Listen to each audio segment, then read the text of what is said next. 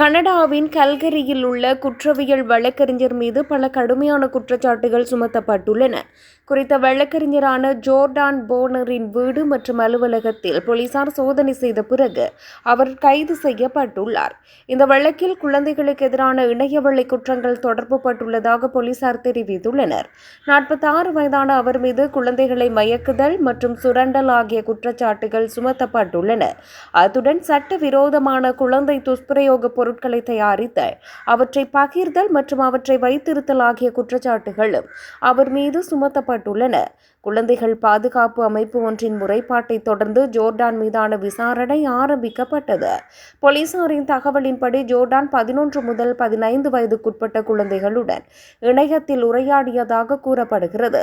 குழந்தைகள் சம்பந்தப்பட்ட தீங்கு விளைவிக்கும் பாலியல் விடயங்களையும் அவர் இணையத்தில் பகிர்ந்ததாக போலீசார் கூறுகின்றனர். மேலதிக பரிசோதனைக்காக போலீசார் அவரின் கணனிகளையும் மின்னணு சாதனங்களையும் பறிமுதல் செய்துள்ளனர். இதேவேளை அனுமதியின்றி ஆயுதங்களை வைத்திருத்தல் மற்றும் ஆயுதங்களை சேமித்து வைத்தல் தொடர்பான துப்பாக்கி குற்றச்சாட்டுகளும் ஜோர்டான் மீது சுமத்தப்பட்டுள்ளது.